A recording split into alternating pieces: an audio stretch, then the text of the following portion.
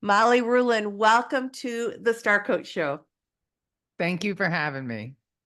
Absolutely. I was so excited to bring you in front of the audience because you've done something that I think many times when people think about entrepreneurship, they sort of have this dream or this vision of how do I create the life I really want by being an entrepreneur? And unfortunately, what ends up happening often is that we create we lose systems, or we don't have things in place so that our businesses as an entrepreneur end up being a heavier lift than being an employee, and it feels counterproductive. So we're going to talk about how you have created the kind of life you want with a sustainable business. And it all started when you became the CEO and founder of Heartcast Media, which is a leading expert in the field of branded podcast production. And we know that we're on a podcast right now. So that just makes a whole lot of sense. Now, I know from being a podcast host that getting in front of podcast audiences is a great way to build business. And that's part of what you do. You help people with their podcast bookings. You know the business of podcasting and that all important content creation. We need to be creating content so that people know what it is that we do. We stand out from the crowd. This is all what you do. And when you are in front of audiences like coaches, you're going to help us think about what are we doing that really works for us instead of against us?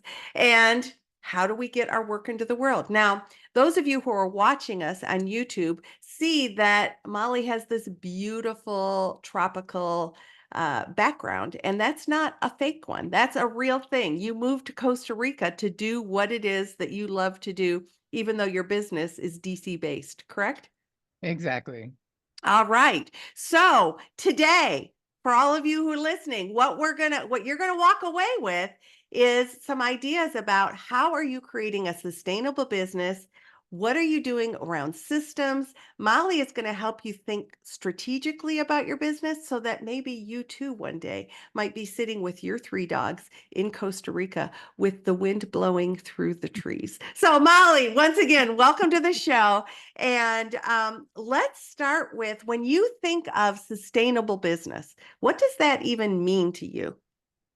Well, I think sustainable and successful are like they go hand in hand. A business can never be truly successful if it's not sustainable. And I learned that because my previous company, also a multimedia company, was not sustainable. It was a, giant boulder that I was pushing uphill with a lot of people behind me, but I seemed to be the only one pushing. And the second I stopped pushing, it was going to roll back on me. And so while all these people thought it was a wildly successful business, it was not. And just because people knew about it and just because it looked successful doesn't mean that it was. And so when I closed that business and formed Heartcast Media, I decided I was going to do it differently. And I read this book by Alan Dibb. It's called The One Page Marketing Plan. I read it like once a year. It's an older book, but it just really rings true. And he says in that book, if you can't leave your business for 6 months and have it run, then you don't have a business, you have a very expensive hobby. And I was like, dang, that hurt, because Yeah. in my old business, I couldn't turn around for 10 seconds without something catching on fire, never mind like 6 months. And it just resonated with me so hard. And so when I closed that business and I formed Heartcast, I said, I'm going to build a business that I could walk away from for 6 months and come back and it would still be there. And so in order to do that, you have to have systems. And so if your products and offering and your invoicing is a lot like curling, that like Olympic sport where they like massage the ice so the thing can slowly make it, if that's your business, it's a problem, Look at and how sweaty those people get with all that, ooh, all that sweeping. I mean, that you don't curl for 24 hours straight for a reason, right? exactly. But I mean, it's so true. And look, and they're super intense and it's a lot, right? And so if every invoice you send is the same way where you got to ask for payment 6 times, well, create payment links. Like there's a different way to run your business. And I think the bigger message there is like lots of people looked at me and thought, man, Molly's running DC. She knows everybody. Sure. I'd go anywhere. Everybody knew me. But then I couldn't afford an Uber home, because it was not sustainable. And so many coaches, and I see it all the time, are like, oh, well, I saw this coach and she's doing $1 million a year. And this is how she did it with a crappy podcast. And I'm like, listen, you don't know her story. You don't know if her husband was funding that or if she had a $500,000 that she put in. You just, what you see is not what's really going on. It just because it's working for somebody else, you're only seeing, it's like the duck Right. analogy where they look calm on Right. the top, but you have no idea, right? And so it's a really How slippery fast they're slope. paddling underwater. Yeah. Or not at all, right? There's plenty of Right. people starting businesses with endless amounts of money, and it's instead of going on vacations, they start businesses. And like, not everybody, but I've been to lots of women in business events where they have giant rings on their hands and they're not worried about making money at all. They could run their business for 2 years without making a dime, and it wouldn't even impact them. Well, super happy for them, but that's not the rest of us, right? And so Right. you should never look at somebody else's business and assume anything, because if a business doesn't have systems, it won't survive. Period. Okay. So let's lean into the whole systems thing. You talked about payment links, like not chasing the money, chasing the money. Paint a picture of what you would recommend when it's a system around inviting people into business, gaining getting your invoices paid. What kinds of systems? And I get that there's a bazillion different kinds of platforms out there, but in Right. general, what kind of a system should we have in place? Well, my friend who owns a CRM won't like this, but I don't think any of us really need a CRM unless you're a business that has like thousands of leads, right? So I would say by like, don't find a system that's all in one, right? Because a lot of technology is like, oh, send invoices and proposals and pay your employees and run your social media and cook your. I'm like, whoa, okay. There's no way you're good at all of that. You know what I mean? Right. QuickBooks is going to handle my invoices and Slack is going to handle my messaging. And you know what I mean? So I would say Mm-hmm. try to not be fooled by the shiny object syndrome. First and foremost, there is no one solution. No one's coming to save you. So like, let go of that idea. But I think the number one tip that like coaches or any business owner can do is eliminate redundancy and eliminate the time between when you send an invoice and when you get paid. And so the easiest way to eliminate that time is by not sending invoices and not doing any work until you've been paid. And the easiest way to do that is by having payment links. The days of sending people PDF invoices, it's like, listen, man, if I can't click a button and pay you, you're probably going to get pushed to next week. And then 800 more emails are going to come in. I'm going to forget all about you. Make it easy for people to pay you. And if we have mindset issues around money, then eliminate them, because there is nothing more demeaning and humiliating than asking somebody for the money that you're owed. You want to talk about triggering money mindset issues? When you've already done the work and you're stressed about rent and this Mickey Flicky out here living their best life and you got to ask for the money for the third time, it will trigger some feelings Mm-hmm. inside of you of inadequacy, all kinds of stuff that we don't even want to talk about, right? Well, and So it impacts your relationship with your client. If you are resentful or chasing after money, it is going to influence the way that you are engaging with that person. 100%. And, in podcasting, I always say every time you touch the file, you lose money. But it's relevant to everybody. Every time you have to email them, you've lost money. Mhm. Every time you've emailed again to ask for that invoice, you've just lost money. And people are like, well, what do you mean? Well, you have an hourly rate as a coach. And so many women coaches don't even factor in their own hourly rate. What do you charge? What do you, $20 an hour? That's what they make at Wendy's now. What do you, a 40 Right. hour, 70? What's your, okay. Well, it took you 10 minutes to send that email. Your hourly rate's $100. It just cost you $10. So your profit on that client just went down $10. How many emails did you send them this month? Asking them for the same thing over and over again. Maybe it was an invoice. Maybe it was the thing they were supposed to send you. Every email is $10, $10, $10, 10. When you start thinking about it that way, Mm-hmm. right? You start to realize how much money you're losing. So the easiest way to eliminate asking them for things over and over again and asking for your money over and over again is create payment links with forms attached. So for example, we produce podcasts. If you want to do a podcast with us, you go to our website, you click a button, and you fill out an entire form. You pick the day you want to record, and you answer, what is the guest name? What is their handle? Upload their headshot. What is the name of the episode? Who is the point of contact? I mean, there's an extensive form. It'll take you 10 minutes to fill it out.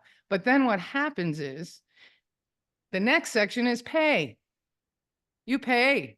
Okay. Mhm. And then you hit send. And now it goes straight to the team, and a card is made on Trello, and all the information from that form is already with the team. And I didn't have to touch it. So I might make a couple thousand while we're on this call right now, because people can go to my website and book their episodes and pay for them and get all the information to us in one moment. How many emails Right. did that just save me? How Well, much and am I it paying actually my saves team?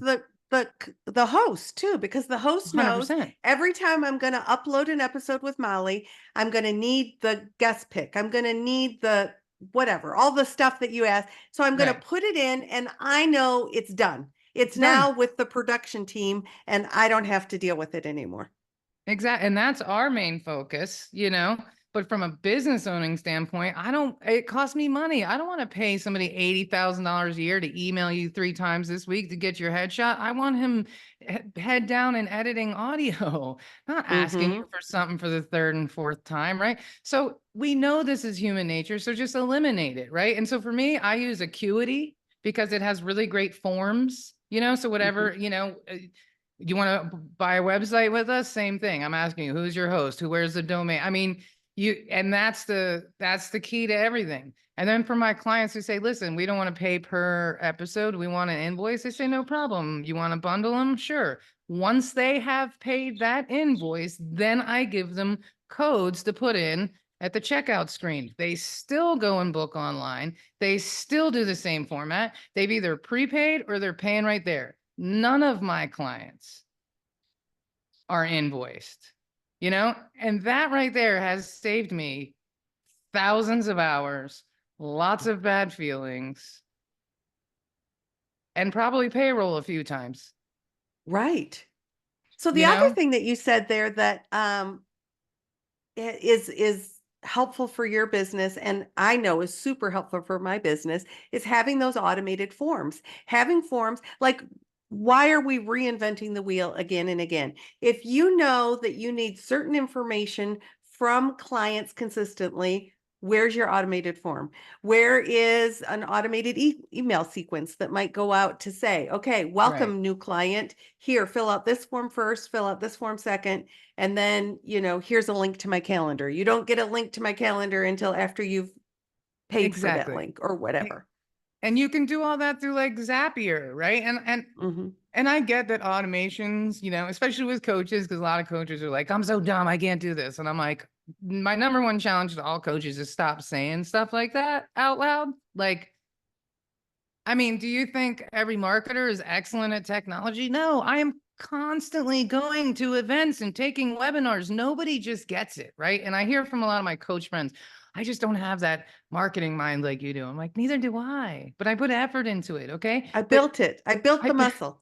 I'm working on it. I work out every day. I exercise these muscles. So nobody knows all these things. So stop beating yourself up for not knowing, but like know when to hold them and when to fold them, and like outsource some things, man, or build payment links and build forms.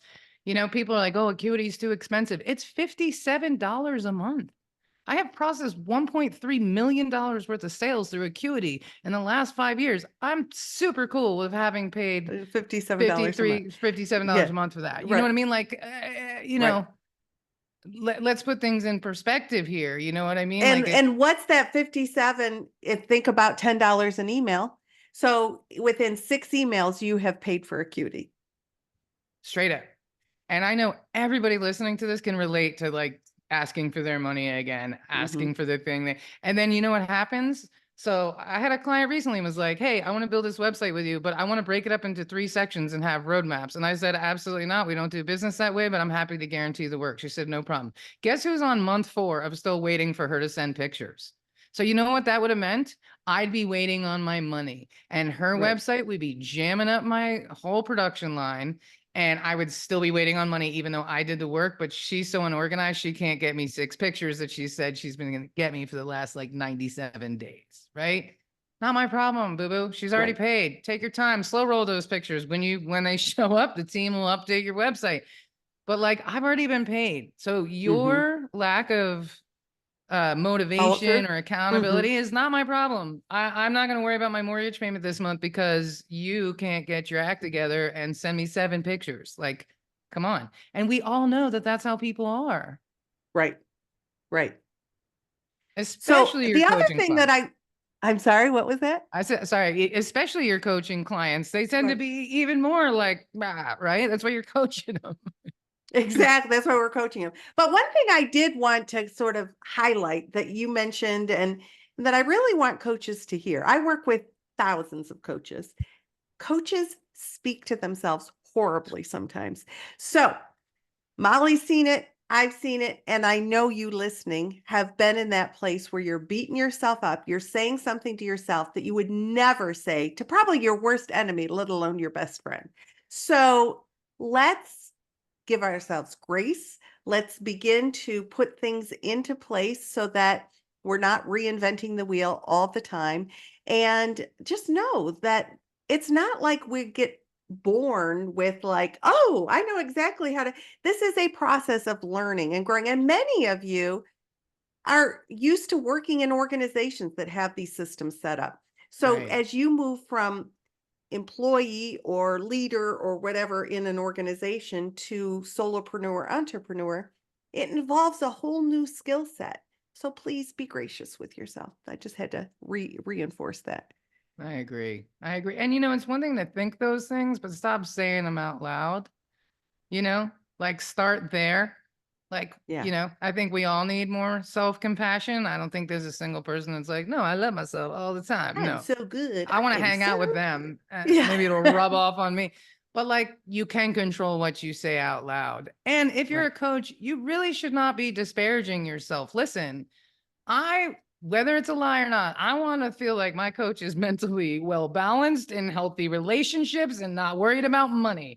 And even if that's not the case, don't let me see that, man. Don't Right. take, like, listen, I'm looking to you. You're my mentor. You're my guide in this whole thing. You're my Yoda, whatever you want to call it. Right.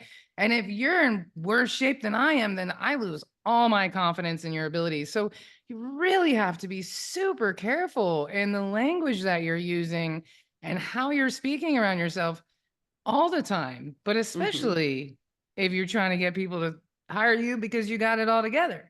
Exactly. And you know what? If you're struggling with things, that's why you hire a coach. But you don't Exactly. use your coaching sessions to talk about what you're struggling with. Your client is there to work with you around themselves. So one of the things that sort of feeds into is this whole concept of where do we put ourselves in sort of the hierarchy of needs. And I know you believe, we can't put ourselves last and then be building businesses that are sustainable, building systems that work, really serving other people if we're like not paying attention to our own needs. What are your thoughts about that? Yeah, I mean, you can't pour from an empty cup, right? You got to take care of yourself first and run a good business. And if not, you get caught up by this whole, what everybody else is doing, this other coach, what they're doing, and they made it seem so simple. And it's like, I think there's like an intrinsically flawed concept in women in business where it's like, give everything away, help people endlessly. Then one day they'll hire from you. And it's like, well, no, that's not actually how it works. And that's just like, that's just really bad advice. Charge less when you're new, do it for free. Like, that's just bad advice. And so part of taking care of yourself is feeling valued. And if you're constantly devaluing yourself, it's going to be really hard to feel valued. And that's going to translate in your business. So I think, making sure that you're paying yourself, making sure you're being really honest about how many hours you spend. I have a friend who she's a coach, and I was like, she was making this deal with somebody. I was like, you can't do that. And I said, what is your cost? What are your costs of goods sold or services sold? And she was like, well, it's just this and this. And I'm like, no, no, no, no. And we got into this heated conversation where I was like, rent, internet, power, and then all that. Now let your hourly rate. She's like, what do you mean? I'm like, how many hours did you spend yesterday trying to figure out Facebook Live? She's like, 4. I'm like, what's your hourly rate?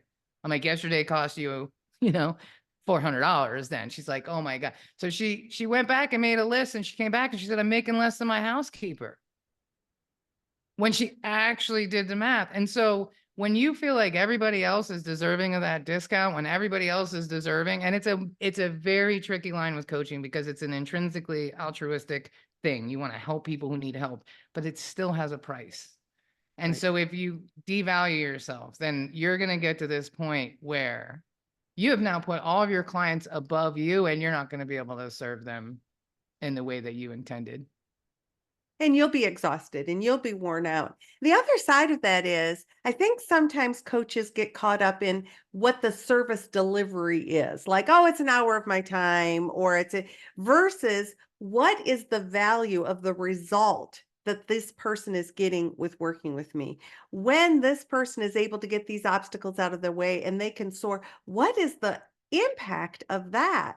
Like, what am I really bringing forward so that I get out of this headspace of like the service? It's I don't it's like, what is the value that you're really bringing forward? We got to get clear about that. If we don't get clear about the value that we're bringing, then we get in all sorts of headspace with ourselves about charging. 100%. And, I see it a lot of times in the podcast space with editors. There's a lot of podcast editor women. There's like a whole community of them. And they'll charge like $30 an hour. And I'm like, industry standard is 80. Like, you cannot do that. Like, when you devalue yourself and lower your services, you're kneecapping every other woman in this space. Like, you think you're helping people out, you are not. You don't think you're worth $80 an hour? Charge it anyway, and take the other 50 and invest in an Adobe class and understand Final Cut or whatever you know what I mean? Like, Mhm. then bridge the gap. But like $30 an hour, I think, that's like 1920s Hollywood's rates. Like $30 an hour. People go to college and programs to be educated to be a audio engineer. And you're talking about doing Mhm. graphic design, posting to YouTube, posting to this, audit the audio, the video, and you're charging $30 an hour because you're new. Like, please do not do that. And it's the same thing in the coaching. It's like, well, it only took me an hour. No, that's a lie. You Right. prepared for that. You prepared Right. documents for that. You prepared yourself mentally. You know, Mhm. what if maybe your mom died recently? Maybe you broke up with somebody. Maybe you had to put your dog down, right? Like, maybe you were crying 10 minutes before you got on there and you did it. Like that there's an investment, an emotional investment. There's a Mhm. physical investment. There's a, time investment. And it's like, no, it's not just an hour of your time. It's such a Right. misnomer. And you're Right. really doing such a great disservice to every single woman in business when we do devalue ourselves. And I wish more women saw it that way, you know? Well, and what I know to be true from being a business owner now for 40 years is that when you devalue, the other person devalues. So, you know, historically, if I gave pro bono services either as a therapist or as a coach, rarely, I mean, I can think probably count on one hand the number of times that that person truly appreciated the gift that they were getting versus like, I don't have any skin in the game, so I'm going to cancel at the last minute, or I'm going to no show, or I'm going to, whatever. Through this lens of, oh, they need it so badly, so who am I to not give that to them? And you know what? It's like, it's got to be, it's got to be a mutual respect, a mutual trust, a mutual, I will help you get where you need to be, but what's your skin in the game? Yeah, because perceived value is everything. You go to the store and one bottle of wine is $3, the other one's 20, and the other one's 80. You want the 80, you're curious, but you're probably going to buy the 20 because you don't really want the $3 one. Well, business is the same way. People who are ready to spend money, okay, and this is the difference between people who are ready to spend money and people who aren't. The people that are ready to spend money don't want the cheapest guy, they want the best guy. And people that understand the value of their money and have educated themselves on the places to spend it will recognize right away when your rates are too low and immediately disqualify you, because even they know that there's no way you can provide all that for that rate. And so there's a hole in your boat. So this race to the bottom of being the lowest price person or creating a Facebook community that you just, you know what I mean? Like, listen, this is not it, and the best clients will pay the most and ask you for the least. And the And do clients the who pay work the because they're investing. is they're invested. And the people who pay the least will ask you for the most every single time. Every single time. And so, it you don't do yourselves any favor by being the lowest priced offer.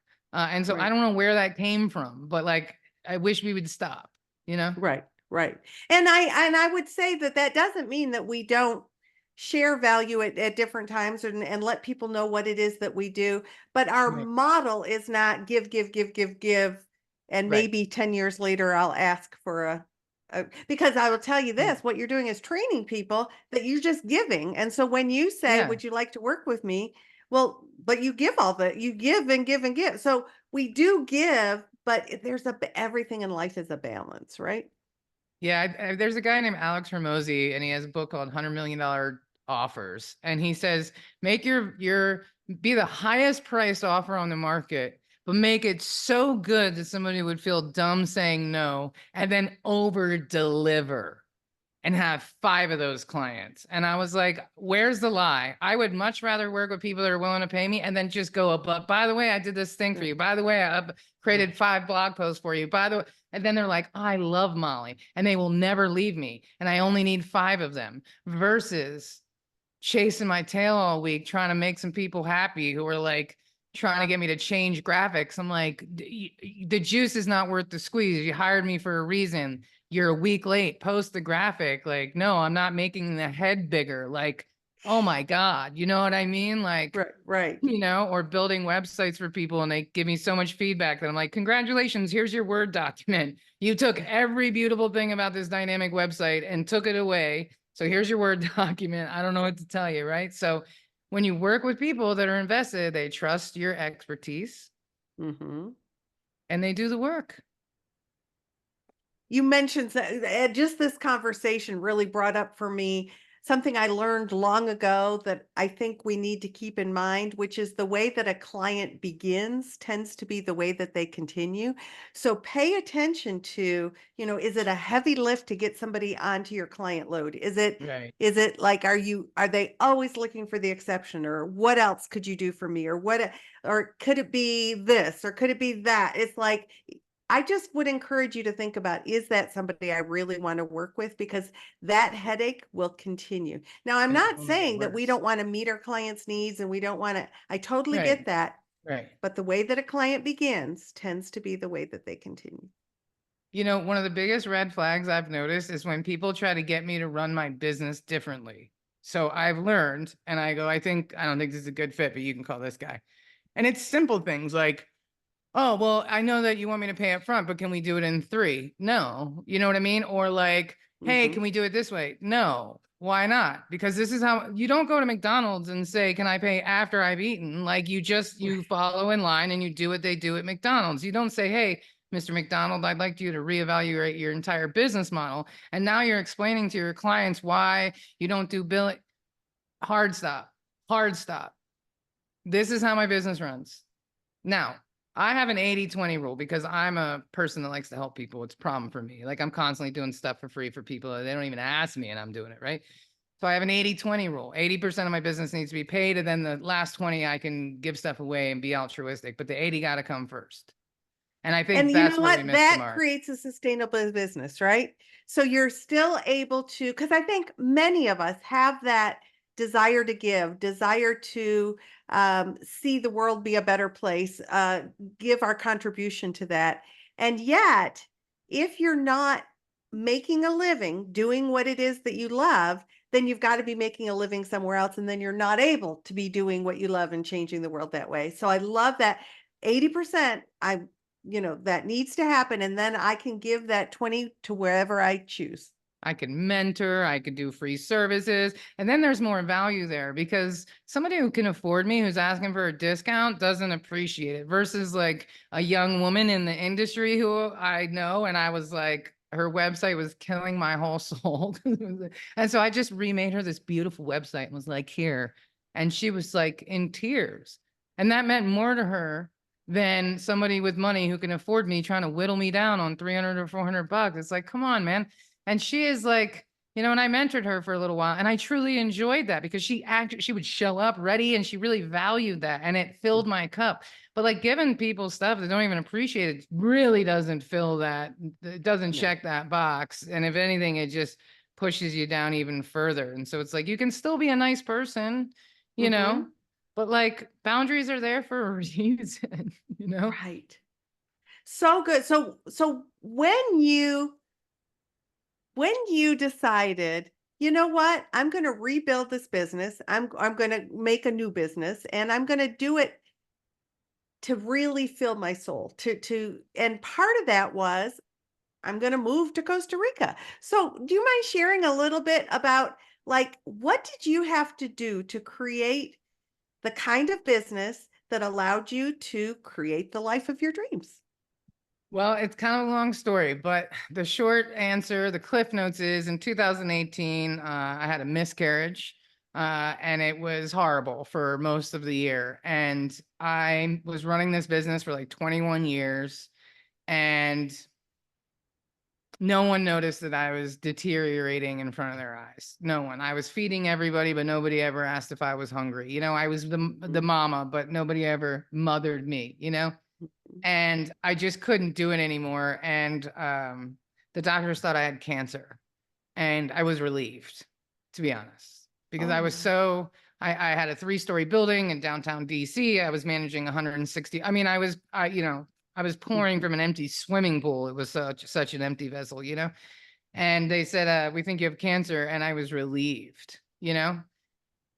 Oh And my. then they said, well, turns out you don't have cancer. And I was not so relieved. And so it just made me realize, okay, If I'm relieved that I have cancer, something's broken.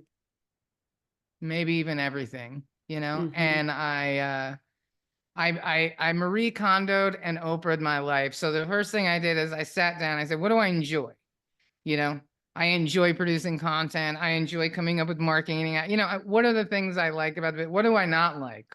And I very quickly realized I don't like working with artists. You know, they drive me crazy. They're narcissists. They have to be, right? They're usually very inexperienced in business. You want to talk about bad people to work with, right? Like, my God, you know what I mean? And they're mean. They're mean as hell, Oh right? my goodness. They really are, because they're narcissists. You know what I mean? Like, you have to be a narcissist to get on stage and wear crazy clothes, and like it's part, you know, it comes with the package, right? Right, But right. it just hit a point where I was like, I'm good, no mas, you know, I'm good.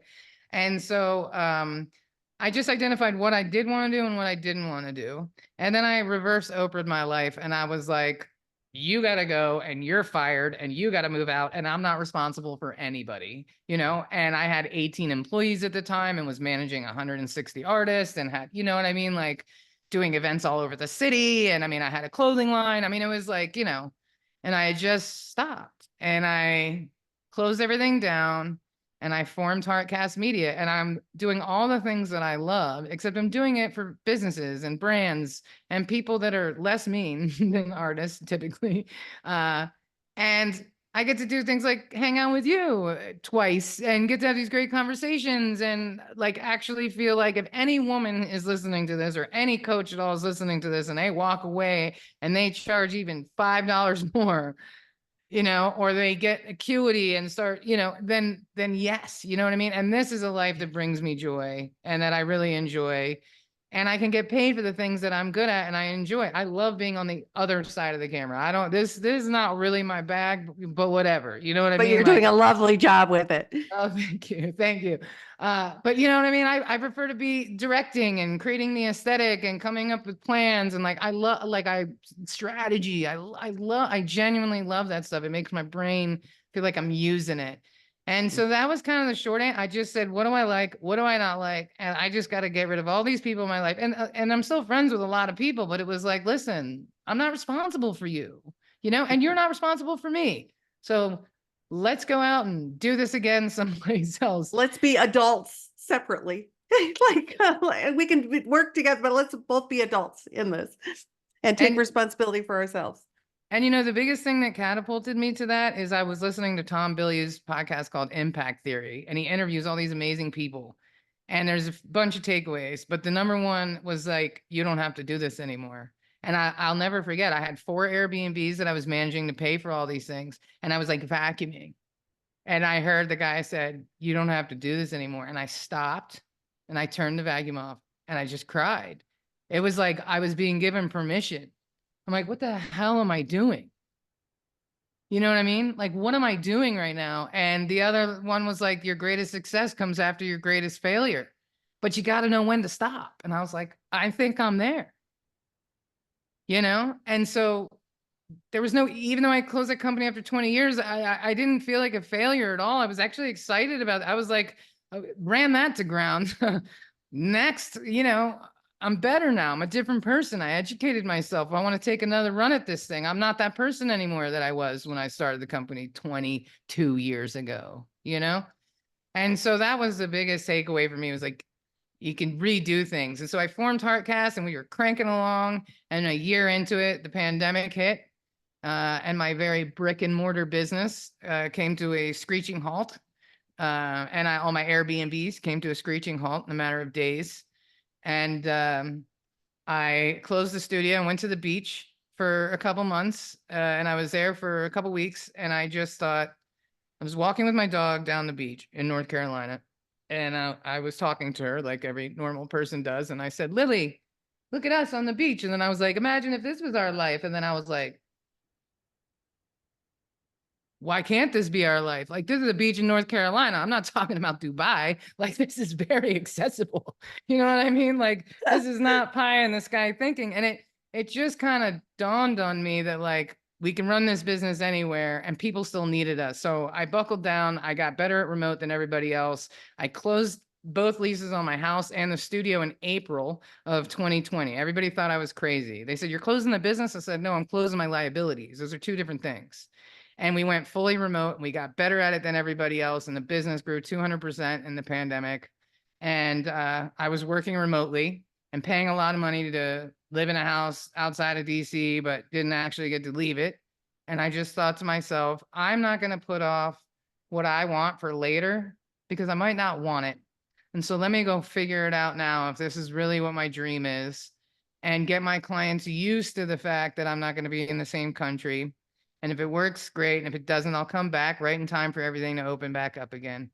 And I'm still here, so it's just kind of making the decision. For me, I just decided the next 20 are going to be the best 20 because the last 20 went by so fast, so fast. And I don't want to be, when my dad came to visit, we were going to go on the boat, but we had to get in a dinghy to get in the dinghy to get on the boat. And we couldn't do it because my dad, he's 83. He can't get his leg over the thing. Like, and that's fine. He's 83, but it's like, we're going to be 83 in a blink of an eye too. So don't put off what you want now for later because later's not promised at all, especially now. Such important information. And thank you for being willing to share your story because I know it resonated with me. I'm sure it resonated with so many. So while I would love to just continue talking with you, I know that our time is running out. Anything else that you just want to reinforce as we think about, creating the story of our life to be what we want it to be and getting that clarity, reverse engineering into it, anything that we left on the table that you want to be sure we talk about as we close out?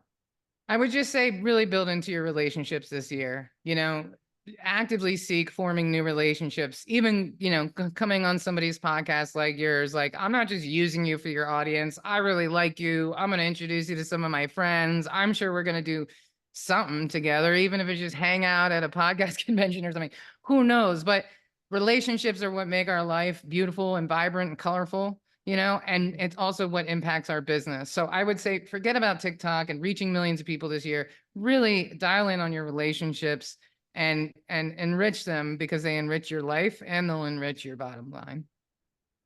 So good. So, Molly, we leaned into so many important things to think about regarding the way we value ourselves, the message that we give others, the way that we're showing up, systems that need to be in place so that we have the ability, the energy, and the heart to be able to do the kinds of things that we love doing. We're going to have links to connect with Molly in the show notes. If you're watching us on YouTube, they're going to be right below this video. And my conversation with Molly is going to continue in the membership community. So, for you, Molly, thank you so much for sharing Thank your you. expertise with us. For all of you listening, if you like the show, be sure to subscribe and be a part of our community. Until next week, where we are going to lean more into strategies, tools, and resources for coaches and leaders. This is Meg Rentschler wishing you the very best for your success. And once again, applause for Molly for joining us. Thank you, Molly. Thank you.